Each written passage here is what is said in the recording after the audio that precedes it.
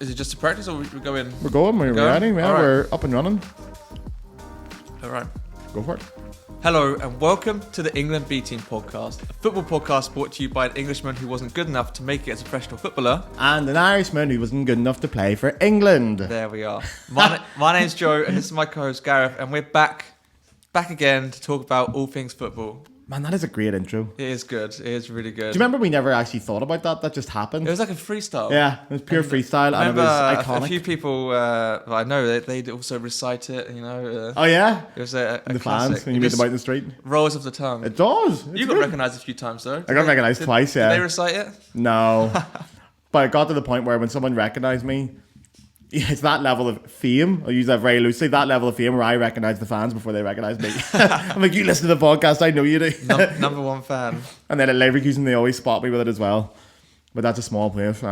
Yeah, well, anyway, we are back. We are. It's been a long time. It's been a hot minute. It's been, a bit of a ride. Many different things going on.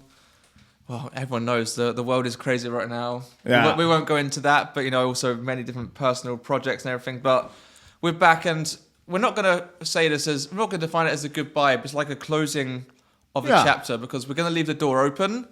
But I don't think, I mean, as you can already see, we haven't posted, I think, for a number of months. So we definitely won't be posting regularly. But we want to come back and do an episode to, like I said, close the chapter. And like I said, we'll leave the door open and see what happens. We've got a few other personal projects that we can mention towards the end. Can we not talk about your one now? Huh? Can we not talk about your one straight away? I can mention it now. Why not? Dude, I want to hear about it, Why man. not? It's fucking class. Tell them. So I think I mentioned once or twice on previous episodes that I listened to a Malaga podcast. It's called the Guiricast. It's been around for, I think, over 5 years now. And yeah, they talk exclusively about Malaga Football Club, which of course usually we'd be talking about Segunda, second division football in Spain. But last season it was third division, but now they're back in Segunda. And recently, about a month or so ago, they asked me if I wanted to join them. That's class, man. Which it's so good, especially for you doing Spanish stuff. Yeah, I mean, like I think I've mentioned as well that I do love Spanish football. I also kind of had a soft spot for Malaga. I mean, a lot of English people obviously go to Malaga a lot. I actually haven't been there loads before I went to Spain a lot more recently. They asked me to join. Also, in case I live in Spain one day, and like I said, I'm there trying to provide a different insight. Man. And you can find us on all the usual places: Spotify, YouTube, TikTok, Instagram, X. Do go find them. They are fucking class, man. It's such a good podcast. Really fun. And for the amount of years it's been running and the in-depth stuff they do, it's incredible. Yeah, it's really, really fun to be a part of. And have you done an episode yet? I've done 8 Are they episodes. They're all out. They're all out? All out. 8 episodes. I've done Check them out. I didn't know they were out. 4 match days. And actually, we recorded last on Tuesday. And that was my first win.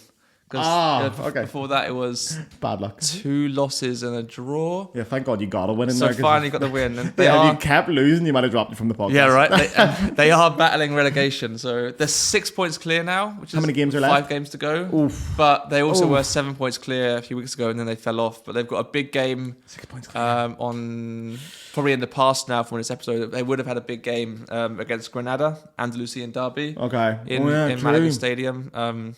And that's where I'll be. You know, I'm happy to get back into podcasting, of course, as well. It's interesting to talk about a different topic. And I'm also the one leading, bringing back the TikTok page. So you can follow on TikTok, help me get the numbers up there. It's amazing. And, it's so good. Yeah. Class. You should also mention what you're up to, because, you know, you've also got a podcast. It's not football, but it's also something you're very passionate about. That's true, yeah. If anyone wants to check out, I suppose I've mentioned it before. I think so. But the Inline G Flute Podcast is now the biggest flute podcast in the world. We're very proud of it. Fully self-funded, listenership, coming up to 100 episodes. We're flying. Wow. But it is just for classical music and the flute. So it's very different to football. But that's what I love about doing this podcast. And that's, to be honest, this podcast came first. Yep. And it launched Inline G after it because of all the things I learned doing this podcast. Yeah. And now you've got another podcast, like a big one, out as well. So the England B team served its purpose. It does. I think, like I said, even if you aren't, maybe people listen to this are into classical music or flutes or whatever. hope so. Also as well, they probably like listening to you as well. So if you need a fix of Gareth once a week. See, you can get us everywhere. Yeah, we're weekly. So you can still... We're still there, man. And of course, you can watch our old episodes. And I'll mention it towards the end as well. Like I said, this isn't a complete finish. I think we'll also be open to collaboration of other podcasts. A few did reach out to me over the last weeks. Okay. They'll see if we want to do an episode. Then probably something Leverkusen focused or whatever. Which But yeah, I'm always happy to talk about. But yeah, today then, this is going to be a cool idea for an episode. I like this. I like the fact we're doing the comeback. So tell them what you're going to do. yeah. So like I said, This is all you. This is a very Joe episode. yeah, it's something I love this. I was trying to think what to do for our closing episode in quotation marks. So I'm calling it. I think the title of the episode would be "Famous Football Returns," and of course, it's quite self-explanatory. Everyone loves to return. Us being a famous football return. Of course, that's what everyone's waiting for. You know, we came back after this is the 6-9 famous months, football whatever, and of course, you know, like I said, lots of footballers leave their teams not expecting to come back, but they do. So it's one of the magic of football. poetry, right? It is. It's theatre. So of course, everyone loves the return. There's the suspense of it, the drama, and I think before we, I mean, there's also some. We're mainly going to talk about returns that were I am going to talk about returns that are in general successful. Yeah. Some aren't always, like Lukaku to Chelsea. That was a bit of a £100 million disaster. That was a mess, man. That Could have had interview did as well. so much potential. Of course, Pogba to United. Yeah. I mean, it wasn't For as legal bad, reasons, we can't talk about that one, maybe. Huh? Can we talk about that with legal reasons? But what happens with? I'm not What's sure. the latest with Pogba? What's He's back. I think he's not. He's back in training. I Yeah. think he was banned from all football activity, but He's off the back. gear now, is he? Off the. Apparently, whatever Allegedly off. whatever he was up to. And of course, there's other ones like Ramos to Sevilla. I'm sure there's even more historic ones. Yeah. But some returns are they fit perfectly. And the one return, It's such a poetic thing, man. yeah, A great football return is a beautiful thing. It just fills into that whole idea of football being theatre and drama and almost like a play. It's great. and it's like a great football return just it's like gets you, man. sometimes feels like the footballers are puppets and there's a script writer that It just does. has to happen. Some of them are perfect. Some of them are absolutely perfect. Some of the returns. I'm sure we'll get on to the one. There's one for me I think is so perfect. Yeah. But we'll get on to them. There's one return to me that I'd love to see one day, and that's Messi back to Barca. As a player, Just his final season, that'd be iconic. you reckon? But I don't think it will happen. Like, he's 37 now. Barcelona also going in a different direction. Also, their finances are pretty. yeah, could they afford Lionel Messi? I don't think so. But maybe before we dive into some examples, I'll give a few honourable mentions as well. Yeah. Have you got some information for us about the psychology behind returns, Well, or how it can be compared to other things? Well, yeah, when we're talking about where the England B team have been for the last few months, I suppose one of the things that's happened to me is I became single. There we are. So ladies, if you're listening, he's back on the market. But being single again, I don't know, everything I think about, I'm drawing these parallels with dating. I think it's quite normal. And when you said you want to do an episode of players coming back, you're like, well, in the last few months I've seen a couple of the old flames coming back, you know, the rats coming back to the sinking ship. And it made me think, man, there's so many, I think I've drawn this parallel before, but the similarities between dating and football are so common. They're so obvious, man. It's all drama. It's all human emotion. Yeah. And then I started thinking, well, we look at the reasons why footballers come back. And we do love to over-romanticize it and stuff, but it's very similar to dating and ex-partners coming back. You know, it's the equivalent maybe of like I did this one over Christmas a few times. You know, they haven't talked to them in a few years, and then message going, "Did Santa come?" That's the classic one on New Year's or Christmas Day. Or you get another bite at the apple on New Year's Eve, like Happy New Year's. Yeah, very smooth. And they all come back. Very So smooth. people coming back. Well, the first thing I realised when it comes to dating and players coming back is it's the classic nostalgia. That's the number one thing. It's the rose-tinted glasses. You look at the better moments, and those memories stick out your head before the negative ones. So, like when you're talking about footballers coming back, like man, when they come back, like when Drogba came back to Chelsea, we're going to talk about that one. I think the first thing you think of when Drogba coming back is Champions League, winning the Champions League. We don't think of that first season he had when he wouldn't get off ground and he died. We think of we go straight to the best moments because it's got the emotional impact on us. It's like it's the best moments, the ones that kind of tug on the Exactly. heartstrings a bit more. And and here we're all weak to it. Yeah. There's people coming back to me, and I'm like, oh, look who it is coming back.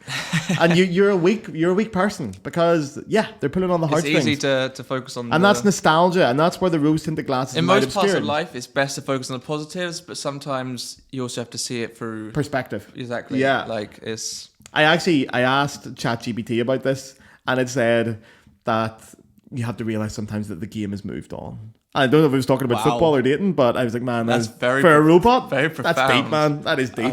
Whoever hurt ChatGPT, then be careful because AI is coming for you. So the next bit then is the returning is it closure, or is it going to reopen a couple of old wounds? That's the thing. I guess it depends. Like I said, with Drogba leaving on such high terms, it can go one way or we go either way. Like, do they come back and then not ruin the legacy, but then if they leave on a different note, does it then sour the previous way? Because like the Drogba one ended so perfectly. It was absolute fairy tale ending. The last kick of the ball to win the Champions League. I can't think of many players who have left on such a good note. No, that was as good as it got. You think, come back, man. You can never live up to that. No. There's no possibility of even getting close to that. Also scored in the FA Cup final as well that season. So true. That's true. So against Liverpool, that's right. Yeah. Forgot about that. And that was a big week, yeah.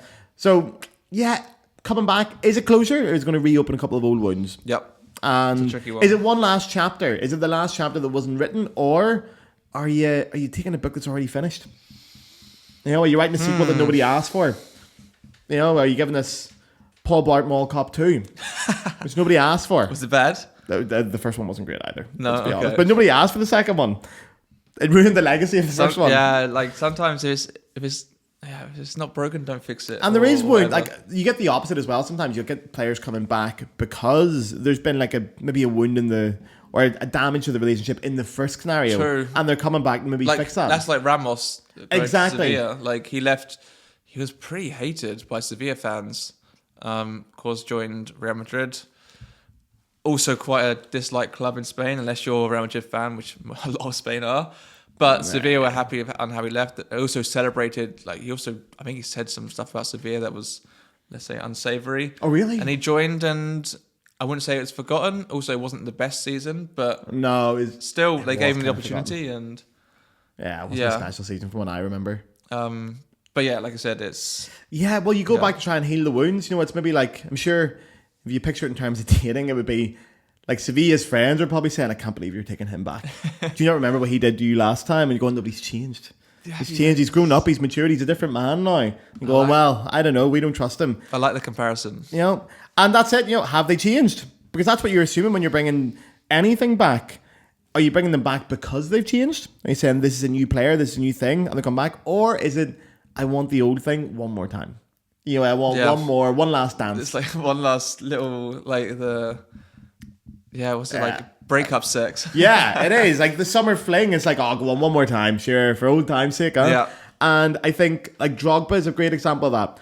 But he was a different player when he came back. It's true. And he had a different role, and that felt he had true. Changed. He came back he knew he wasn't going to be a starter. Exactly. So and that's healthy. And he had, like I said, we'll dive into the impact a bit later, but but that was a healthy one, I feel like. And then the last one is, of course, comfort against risk. And I think that's what this all comes down to, is comfort against risk. Yep.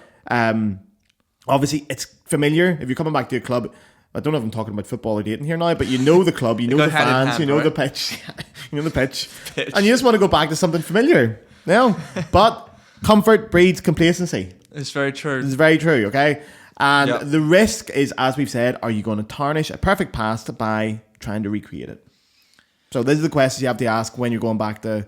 Still, I don't know which one I'm talking about now. I feel like it's a therapy session. I'm getting way too much out of it. They go hand in hand. I feel like I've revealed a lot too much about myself there. If any of my exes are listening, turn this off, right?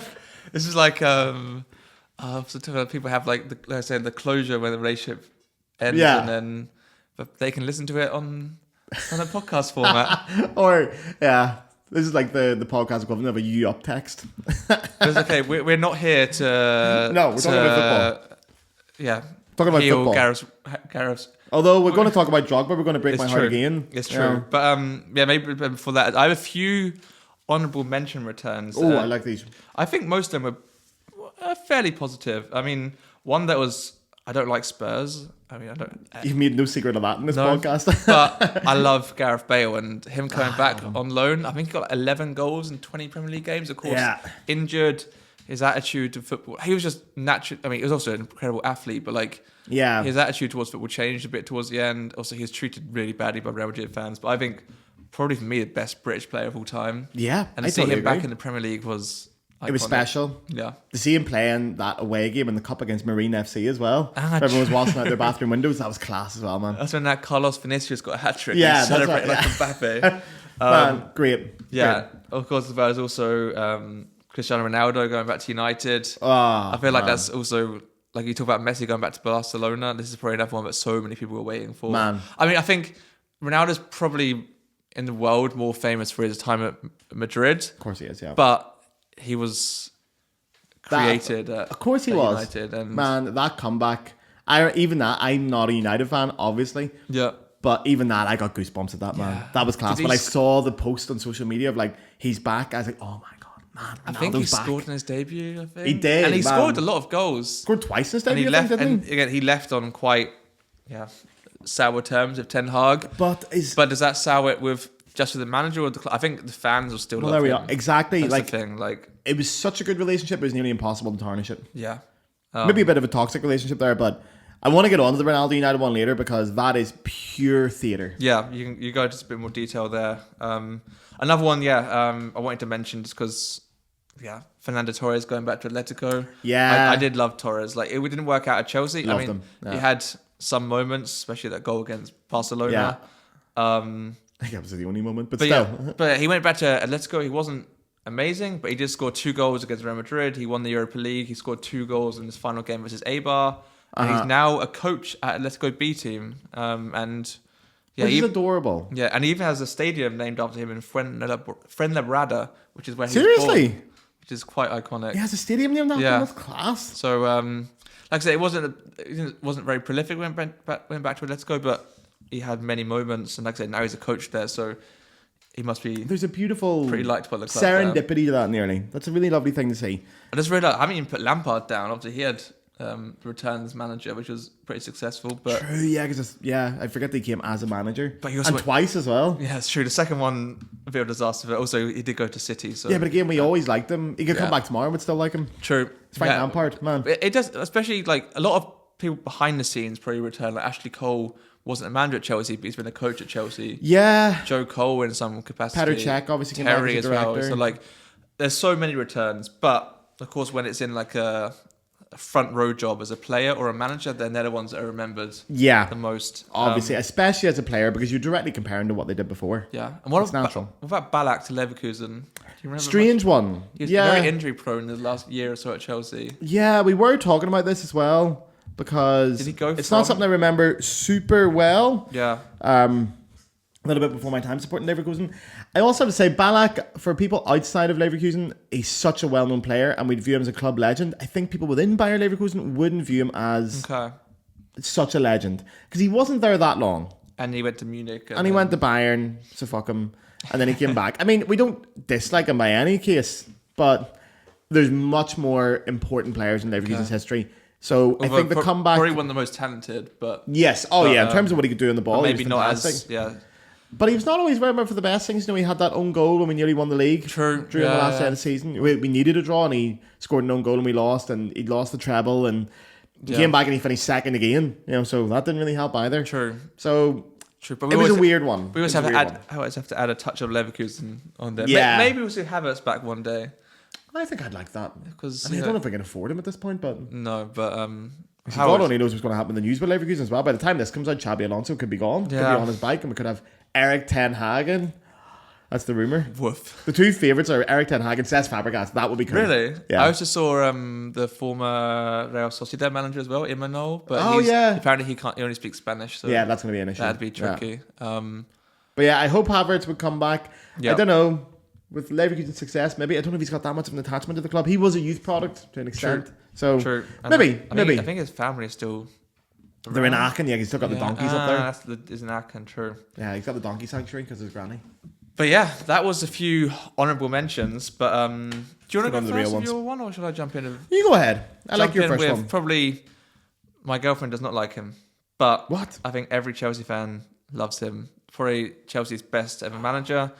Okay, didn't win the Champions League with us, but what he brought to the club from... I'll never forget. Yeah.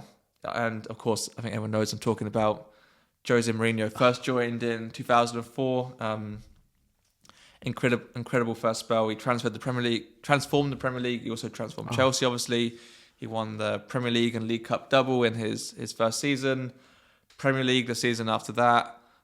League Cup, FA Cup doubled after that. But then in the beginning of the 2007-8 season, he was sacked. I think Chelsea didn't have the best start to that season, but apparently he was fired more for disagreements, which, of course, under the Abramovich era, if you didn't really follow their structure. Man, I remember that day. I remember being in school and it was on the news in the morning, and there was all the reporters caught up with him in the street when he was like walking his dog around London. True. And like apparently there was videos of the players crying and having emotional goodbyes. Like, man, I was heartbroken. The impact he had on that team was incredible. And all the players heartbroken. And that team, many of them went on to win the FA Cup in 2009, the League FA Cup double 2009-10. Champions League final as well. Terry, Carvalho still there, Ferreira, Ashley Cole. Oh, that was Jose's team. Ballack, Essien, Lampard, everyone. Like, it was Drogba. Oh, man. All of these players signed on to Mourinho. But broke my heart when he left. He did leave Chelsea. Of course, he went on to amazing things. He won the treble with Inter Milan. Yeah, an unbelievable achievement. I was talking about that final with my brother the other day, the 2 goals from Milito in the final. Incredible. Have you seen the new documentary, actually? There's one on BBC, How to Win the Champions League. Oh, really? First episode was Real, second episode was Liverpool, and last week's episode was Jose. And he's interviewing it because he won it twice, obviously. True. Don't ask me how I caught that, because obviously in Germany you shouldn't be watching the BBC. But there are methods. But it is a class documentary. Yeah. And the whole thing, like with Inter going to win the treble, and the videos of him, like when they won the Champions League in the final and he didn't get the team bus back and he got a taxi afterwards because he was so like emotional because he knew he was going to Real. And then the car stops just behind the bus and he sees, is it Materazzi or Zanetti, one of them, like outside, and he goes in, they start crying and hugging. Man, true. Jose was pure drama. He really loved pure emotion. He loved the teams that he worked with. I mean, maybe not all of them. He captured the heart of everyone. Yeah. And my mum fancied him. I think everyone's mum fancied him. Yeah, my mum definitely did as well. I think I do as well, to be honest. And of course, like I said, he went to Madrid. He did win La Liga there. Didn't win the Champions League, but he did. I think in 2012 he won La Liga against that incredible Barcelona team, probably one of the best teams I've ever seen. So exactly, he still had his talents then. Oh, that semi-final against Barca with Inter. True. That was just iconic. Pure Jose. Yeah, he knew how to win. I think obviously 10 men and putting the sprinklers and all on at the end of the game and true, man, that was ran over one of my favorite ever football matches to watch. I always forget he was at Barca as well when he was. He was a translator. Yeah. Oh man, he hates Barca. He applied for that job when Rijkaard left, and he was in the running, and Pep got it instead. And apparently that was a moment where he really just turned his back on Barca. Because when he was manager of Real Madrid, that's when the rivalry really got heated. It'd been there for years, but it really got. I still think the only reason, the only reason he took that Real job was to knock Barca off their perch. That's the only thing he wanted. He didn't care about Real. He never did. He hated Barcelona. Yeah, but then of course after Madrid, he did. That's when it came. The return, 2013. All those things he did in that time as well. When he came back, I couldn't have been happier. Yeah, it was the special one when he joined in 2004, and then he described himself as the happy one in 2013. Yeah, that's right. I remember that. But it was still same old Jose. Like, probably should have and could have won the league in 2014. Yeah. Not the best Chelsea squad. Our strikers were Demba, Torres, and an aging Eto'o. Of course, we had Hazard. He obviously got rid of Mata, but we had Willian, Oscar. That three was great though. Willian, Oscar, and Hazard when they were on form. Yeah, really. Nemanja Matic in the midfield as well. He was great. Of course, one of the most iconic games from his return was that game versus Liverpool. Yeah. The Gerrard slip, and when Willian scored at the end, he ran over to Chelsea fans, and apparently he was sick that day as well. Like he was really sick. And he wasn't like ill, like a stomach bug or something. I think it was like a cold or something. You could tell, like he looked really rough as well. Bless him. But man, that also doing that, like that's probably the most iconic moment from his second stint. I'd say is that Gerrard slip, which is in one hand sad to say because it's not something we actually did. But the rivalry Jose had with Liverpool in the first few years was so him and Benitez fierce. as well. Was very to then intense. Come back and take the title off them and celebrate the way he did in Anfield. Oh, Yeah, man, it's pure Jose. I cannot get enough of him. He knows how to press my buttons, man. He knows how to just- get exactly what he wants out of his fans. He's I'd go to just- war for Jose Mourinho. All the players are good to war for him as well. Yeah. That's how they won. And then 2014-15, they finally won the league again with him. Also won the League Cup. That team was, I think, one of my favorite teams ever. Like so physical. Like, the amount of units they had. They had Terry, Cahill, Ivanovic, Costa. Drogba was back then, which is spoiler alert. Matic, Azpilicueta.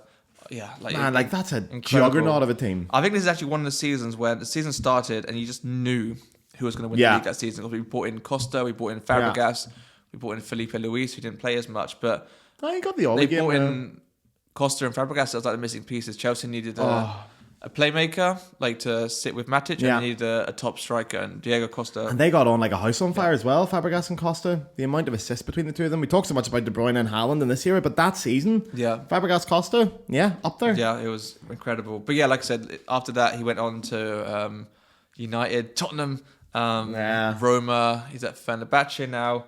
United. Trickier years. Yeah, United didn't quite work out for him, but then if you look at what's happened with United since then, Jose's been the best manager since the post-Ferguson period. He did finished second. He did win trophies United. That's incredible. He finished second and winning a trophy with that United team. Who's shite, and look at the 15th of the minute. Yep. And they're meant to have the best manager. Okay, Spurs is Spurs. I kind of feel like he did it in purpose. He did win the Conference League of Roma. And he is adored in Roma. Yeah. He is adored. I nearly won the Europa League as well the year after. Got to a final. Who did they play against? Sevilla, wasn't it? True, yeah, true. They're knocking Leverkusen out in the semis. That was a very Mourinho that was pure game. Jose, that game. That's the one night where I hated him. One shot? Yeah. Or 0 shots? Tammy Abraham barely touched the ball. They were at. Yeah, that was... Man, that was the one night I hated him. But I think my last question before we move on is, would you take him back to Chelsea right now? Is he the answer? In a heartbeat. Sure. Yeah. In a heartbeat, man. I'm not sure. My heart goes right above my head there. I can't imagine him working at the owners at all. But no, I don't care. That's Jose, man. If we're going to go back to the date analogy, that's the toxic ex. I would never say no to. Never say no to. Never say no to. I think a lot of Chelsea fans would be in I'd have him tomorrow. I think a lot of Chelsea fans would be in the same boat. If I could have any manager in the world, it'd be Jose Mourinho. Any manager in the world, it has to be Jose. Yeah. Number one. Would you not have him back? I'd take him back if it was 20 years ago, Mourinho. But obviously football's changed and... Jose can still but, you know, it's like I said, it's hard to say no. Jose can still do it. But yeah, that was Mourinho's football return back Great to Chelsea. Incredible. I think he'll be back one day. I don't think it's over yet. You never know. So yeah. You never know. So my next player is a striker, I've already mentioned, but I think you've also got a striker. Do you want to mention? No, let's do your one first because it ties in nicely to what we just said. Okay, then... Because we're part of that team, aren't we? Also as well, we can both spar off this one because it's, again, another Chelsea link. Yeah. I think for me, my favourite player ever. I never played as a striker, but what he did at Chelsea was, like iconic player. His speed, strength, finishing, arrogance, mentality. Yeah, shithousery sometimes. Yeah, as well. man, he's a bit of a dickhead, and that's what made him great. And of course, for me, one of the best strikers of all time, it's Didier Drogba. Yeah. Hero in his home country. Of course, real hero, yeah. Involved in, humanitarian movements and political movements. And I'm not going to say people say that he stopped the civil war there, but he was also the one that he spoke to the government after they qualified for the World Cup, saying have these conversations. And apparently not. And after that, the Ivory Coast national team played a game in a rebel stronghold, a stadium in a rebel stronghold, and there was no trouble. And after that, the fighting stopped. And isn't that incredible? Football is powerful. Football brings something together. But of course, it's hugely, man. You have an icon like that leading it. But he joined Chelsea in 2004. His first couple of seasons, I think you mentioned earlier, a lot of time on the floor. I think he wasn't good. I think we sort of forget this. For 2 years, he was kind of shite. Basically, when he switched to number 11, he became good. When he was wearing number 15, he was kind of shite. Yeah, he did score goals, but there's one point, I think, in 2005-06 season, he had a couple of goals disallowed for handball, and the Chelsea fans really got on his back. I remember that. I remember that very clearly. Fulham and one against City. Because that's when we had Crespo back as well. True. And there was times we were trying to play both them. There's another one. Shite. Not really that good, but we just loved him. Crespo. Yeah, he wasn't that good first, man. He was good. I think he was quite... I think it's rose-tinted glasses. His records most not of the time amazing, he did but he was... at AC I Milan, loved him. Everyone, Lazio, he was incredible.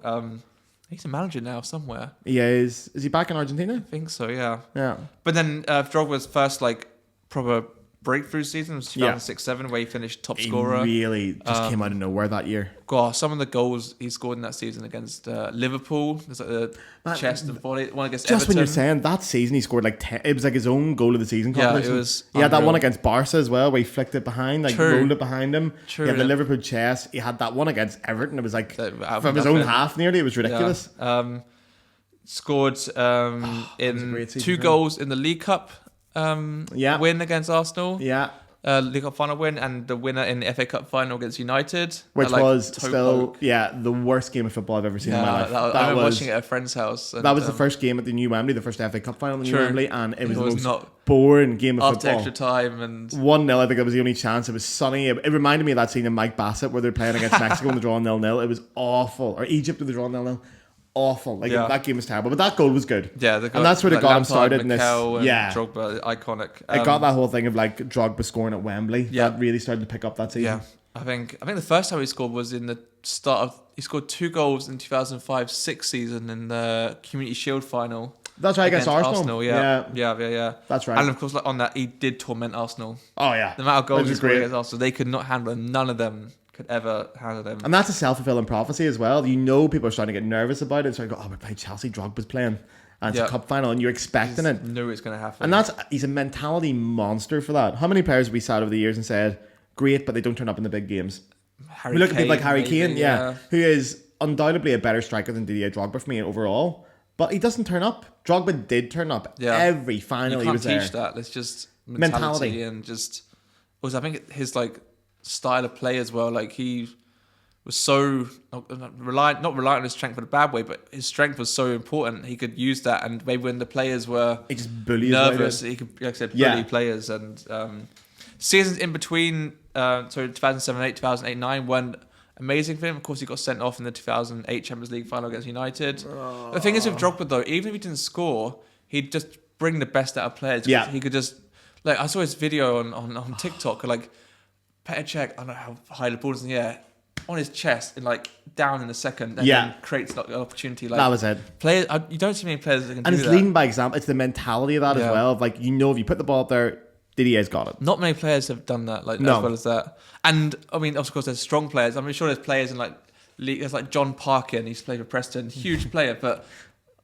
It's too niche even for me there, man. But then 2009-10 season was incredible for him. He got 32 Premier League goals. That's obscene. Like I said, league and FA Cup double. And also a lot of other players in Chelsea got a lot of goals that season as well. Lampard, I think, got 22 goals. Yeah. It's incredible. And Anelka, Malouda. You remember how good Anelka was that year as well? Ancelotti really brought the best out of that team. Like getting those amount of goals when you've got the goals around you as well is incredible. And assists as well. Also, the thing about Drogba, he took 4 Premier League penalties. Is that it? He didn't take, obviously, Lampard. I suppose Lampard would have took them. Ballack took them as well for a wee while. Drogba was not a penalty taker. True. I mean, of course, moving on to 2012 season, I mean, before the Champions League final, he did win the FA Cup, scored the winner scored the second goal against Liverpool. Yeah, that's right. He actually did prove to be the winner because I think Andy Carroll scored towards the end. That's right. To make it 2-1. 2-1 finish. Cech made that incredible save. Oh, man. It didn't cross the line. Of course, like we touched on the Champions League final, left as the scorer of the equalising header and the scorer of the winning penalty. Last touch of the ball to win the Champions League. Like, that's as poetic as it gets. Especially after being sent off 4 years earlier in Moscow against... Full redemption. Everything's back. And even, I always remember that penalty. Wasn't a great penalty. No, it was just quick. Sort of rolls it in. I've never seen a player take... Like, as soon as the whistle blew, he just ran at it, like, it's not a great one, but he just knew. You could tell he knew it was going in. No, Gary Neville said it was written in the stars, wasn't it? So didn't even try. He knew he just... Yeah. It's Drogba. So you leave on that. Now, at my point, I'm thinking there's no point in coming back. You cannot. No need. Like, that's perfect. Absolutely, he left at 34. Yeah. Like, for the Premier League... 34 is, you're getting on now. Yeah, like, how many players... Ronaldo did, but obviously that's Ronaldo. He's got the physique of a 21-year-old. But, like I said... And what happened? Yeah. What happened? He went to China, he went to Turkey, and then he comes back. Yeah, China didn't do great either, from what I remember. I mean, it's not a very competitive league at that time either. Yeah, I think... He did all right in Turkey. He was quite loved. He scored against Real Madrid like a backheel goal, which is quite nice. That's right. Remember that? Yeah. But, like I said, we're here to talk about returns, and he did come back in 2014. like we kind of mentioned before, maybe a bit more of a bit part player because they had Diego Costa, but they won the league. Getting the band back together. Again. Yeah. He scored huge goals against United, Spurs. He also scored against Leicester. I think he scored against Shrewsbury as well. That's a big goal. We all remember that one. But yeah, so like, what did you expect when he came back? When he came back, he was 36. I know. Well, what are you going to do at 36? But it was the role he played, and I think it was also the leadership he brought to the team, the legacy. He was very aware of what role he was going to play, and that's the secret. He wasn't going to be the Drogba he was when he left 4 years ago. He was going to be a different Drogba, and that was fine. Diego Costa was the main man. He was actually third choice because they had Remy as well. Like Remy, he was more second choice. Yeah. Wouldn't be my second choice, but yeah. But he knew what he was doing. He came on and he played his role and he did it, and he gave us a couple of nostalgic moments as well. Yep. You know, he gave us what we wanted. A couple of trophies. Yeah, you see him with the trophy again at the end of the year. Him and Jose, and that's it. And then it's beautiful. And after that, it's goodbye. And he didn't come back after that. He played in Canada, in the MLS before Montreal Impact. Then he played for Phoenix Rising in the league below MLS. Obviously, very strange thing. You can't get promoted from there, but But it was a beautiful comeback. I want to see my favorite. It'd be one of my favorites actually as well, and that's the way to end it well. And a couple of players did that. My favorite example, to be honest, of a player doing it well, it's pure the two, but the best one is definitely Thierry Henry. Yeah, it is. Thierry Henry going back to Arsenal, it was pure poetry. And I said earlier when we're doing that analogy between dating, it feels like Henry and Arsenal were the perfect relationship. And they ended it in the perfect way, and then they went here. For me, I think he's the best, maybe the best Premier League player ever. Yeah. Like, it's the style as well. Yeah, he made football look so easy. It was the arrogance and the French swashbuckling attitude. And what I loved about his comeback is when he came off the bench, he scored the typical Henry goal. Going in, side-footed, turning the body, opening the body up and into the far corner. And it was just like, man, that is rolling back the years. I mean, I never want to see Arsenal do well. Sorry, Arsenal fans, but Thierry Henry, man, I couldn't hate on that. Like, that was and that's the one that's pure nostalgia, and it works out. Yeah. You get everything you want. I remember it was on ESPN. Used to have like FA Cup games. It was on ESPN. I think John Champion was the commentator.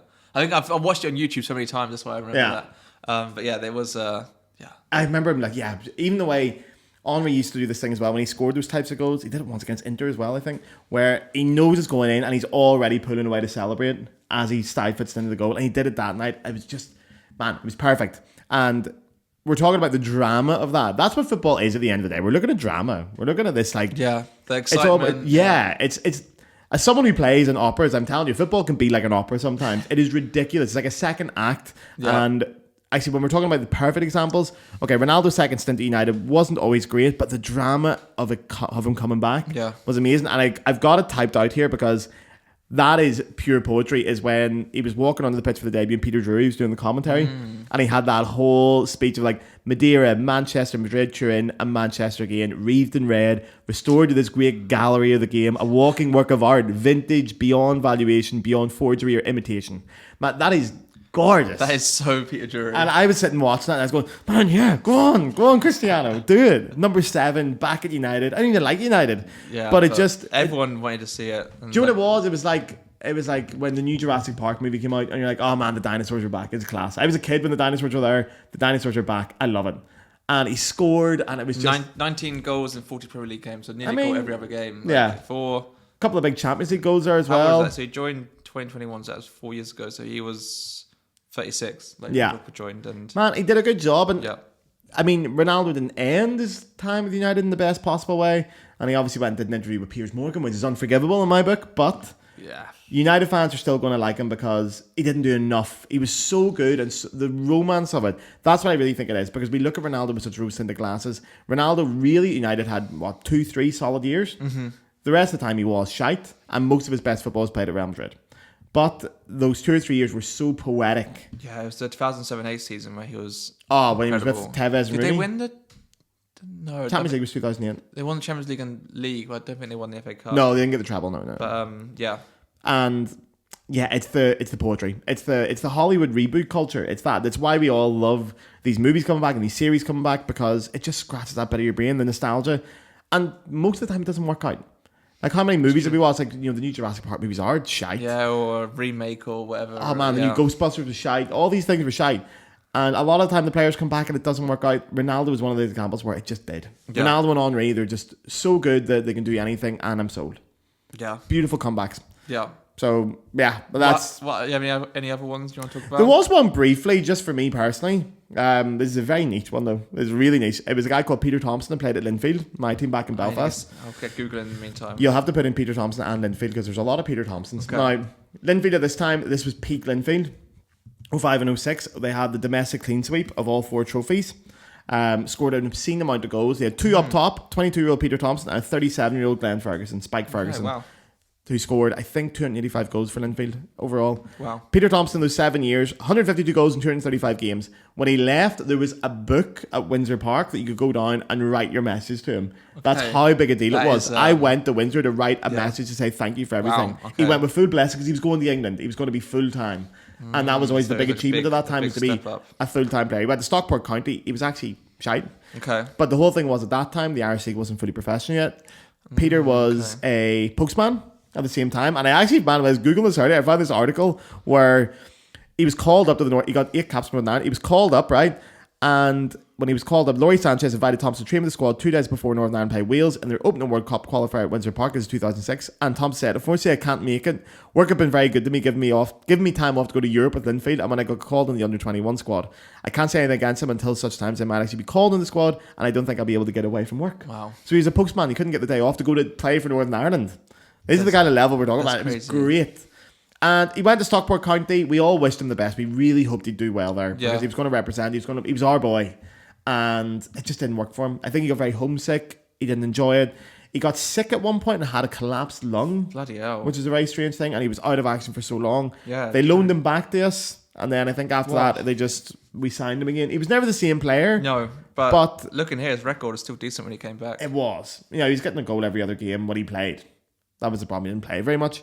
But I think, again, nostalgia and such a great exemplary sportsman. Only 8 games to Northern Ireland. Yeah. Is that because the Northern Irish just at that level? Yeah. Irish League players don't get into the Northern Ireland team very often. That's very rare that you get a player who's playing in the Irish League. Yeah. Normally our level is Championship.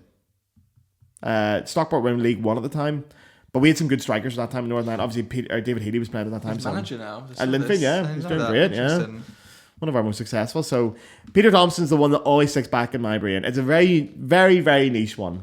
Jamie Mulgrew, yeah. How many games has he played? 758 He's still going, man. league games for Linfield. Jamie Mulgrew, when the 2005 team where Linfield won everything, Jamie Mulgrew was in the midfield. He played number 22.